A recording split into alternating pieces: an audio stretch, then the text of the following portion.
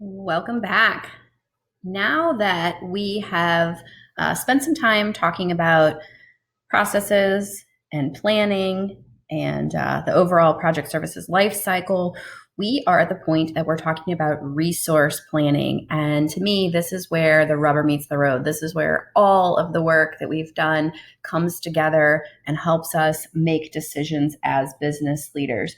So I have a number of clients who have said, I just need an understanding of what's going on. I need to understand who's doing what, when, and where they're at.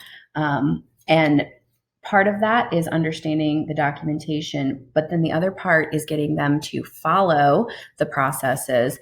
And the way that you get people to follow processes is you build them into your execution. And so this is where the rubber meets the road. This is the resource planning and resource allocation component of projects. So we're going to assume that a need has already been identified and that we have talked to the client. We've gathered enough details to put together an estimate and a statement of work, and we are going to need to plan and organize for that. But we have not actually got the signed statement of work. So what happens next in this overall process is we've delivered a statement of work. We have not gotten signature on it yet. And so what do we do in this meantime, in this gap right here? And then we'll talk next video about the kickoff and what that looks like and what that includes. So with that, let's hop into it. So the assumption is that we have done enough work to put together this work breakdown structure. We have made some guesstimates about how much time it's going to take for each of these, and we've even maybe allocated some resources. They might be generic resources. We might identify the actual person, but we've been able to come up with this is what we're going to do. This is how we're going to do it. And here's how much we think it's going to cost, both in terms of time and in terms of dollars, so you can get this to the client.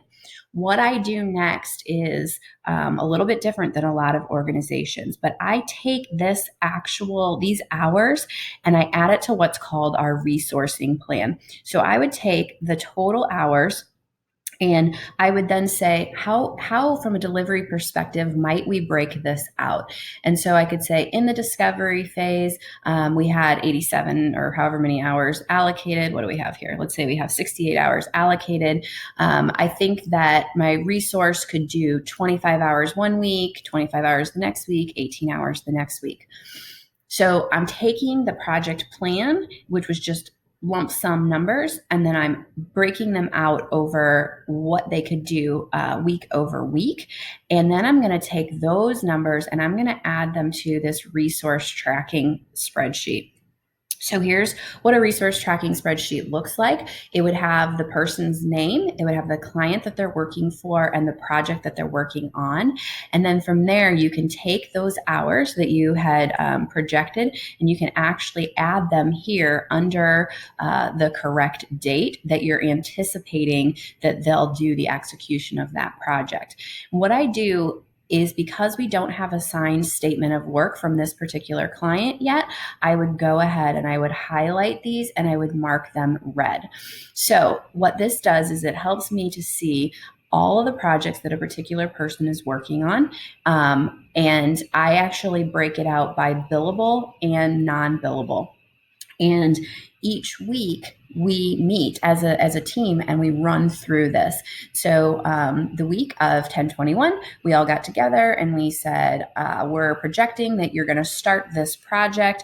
The fact that it's still in red and we don't have a signed statement of work means that it needs to be shifted. So we would actually move that over by just inserting and shifting everything to the right.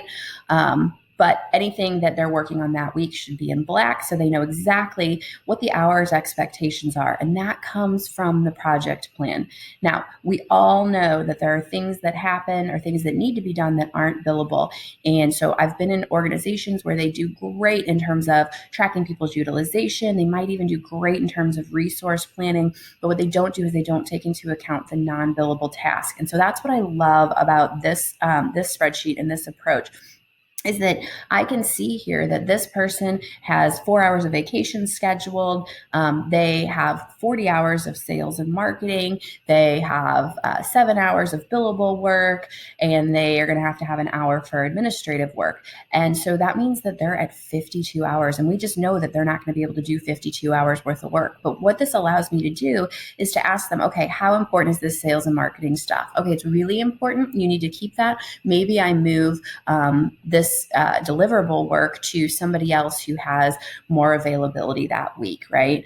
Maybe I outsource it to a contractor. Maybe this isn't that important, and we decide that we'll do 20 hours this week and 20 hours next week, right? And so we get down into manageable hours. Doing this process makes the people on your team understand who's working on what your expectations are of them.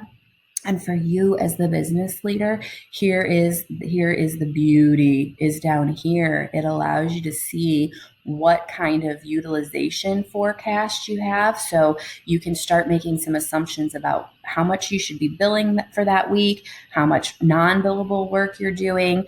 And then after that week is over, you can come in and you can actually put what are the hours that were actually billed that week. So you can see how are you tracking against what you projected and what you planned. What I love about this is if you look at it and use it a little bit as your opportunity and pipeline management, you can start looking out and you can start seeing, okay, I have no utilization going forward, which means I need to start thinking about how I'm going to fill the funnel, how am I going to fill the pipe for, out here in November and December. Or a lot of times what happens is that it's just the opposite, right?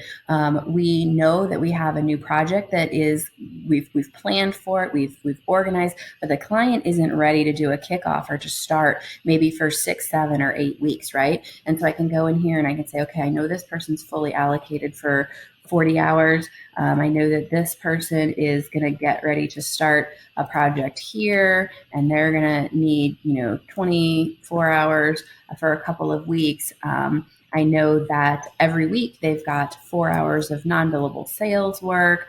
And so now when a client comes in and they say, hey, I'm interested in doing XYZ project, if you know that resource number 2 is already slated and allocated out here in February, you have some ability to say to that client, well, we would need to get started now in order to meet the timeline, or we can't start until after this works. Or you can go down here and you can start to see, okay, I'm going to average about an 80% utilization rate for a couple of weeks. I may need to bring a contractor in, or when this number is high for a long period of time, that's how you make decisions about whether it's time to hire.